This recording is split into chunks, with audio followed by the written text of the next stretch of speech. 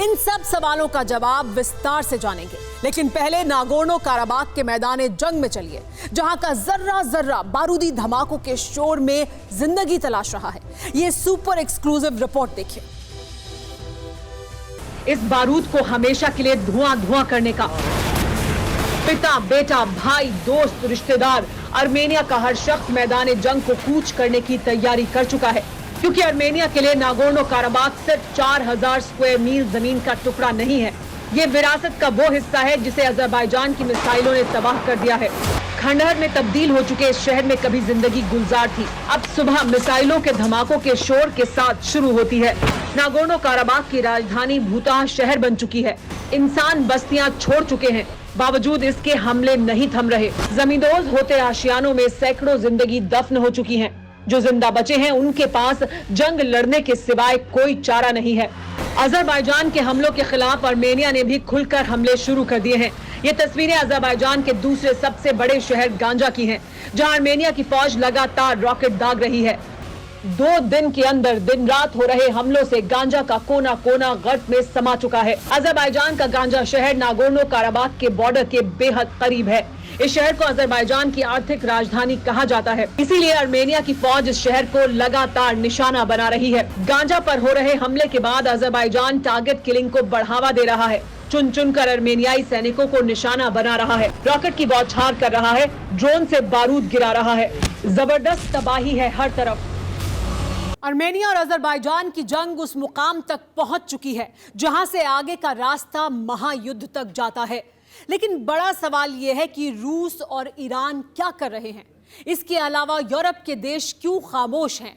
क्या रूस से लेकर फ्रांस, जर्मनी और ब्रिटेन तक ने तुर्की की ताकत के आगे घुटने टेक दिए हैं?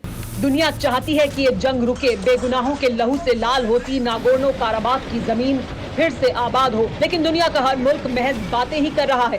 सिर्फ तुर्की ही वो देश है जो खुलकर अजरबैजान के साथ होने का दावा कर रहा है।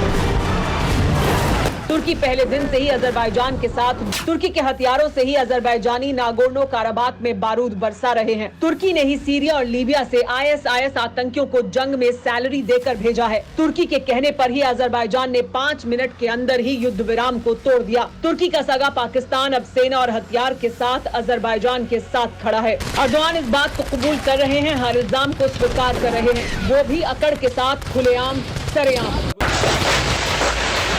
जिस तरह के हालात बन रहे हैं उसमें मुस्लिम मुल्कों का खलीफा बनने का अर्दोआन का ख्वाब पूरा होने की तस्वीर सामने आने लगी है, क्योंकि पाकिस्तान और अजरबैजान ही नहीं, अर्दोआन ने कई और मुस्लिम मुल्कों को साधने में कामयाबी हासिल कर ली है।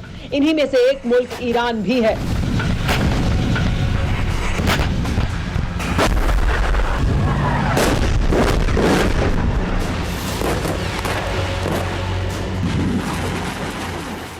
अजरबैजान ईरान का पड़ोसी देश है। शुरुआत में ईरान आर्मेनिया के साथ होने का दावा कर रहा था। ईरान ने यहां तक कह दिया था कि अगर ईरान की जमीन पर छोटी सी चिंगारी भी आकर गिरी तो वो सबको तबाह कर देगा। लेकिन अब ईरान क्या कर रहा है? इसी तरह 2 मुल्कों की जंग का तमाशा देख रहा है। ये तस्वीरें ईरान और अजरबैजान के सरहदी इलाके की हैं। सरहद के उस पार अजरबैजानी आर्मेनिया पर मिसाइलें दाग रहे हैं, वहीं ईरानी अपने परिवार के साथ जंग का तमाशा देखने सरहद पर खड़े हैं। बाकायदा विद फैमिली। लेकिन सरहद तक आई इस आंच के बाद रूहानी की रूह जाग उठी है।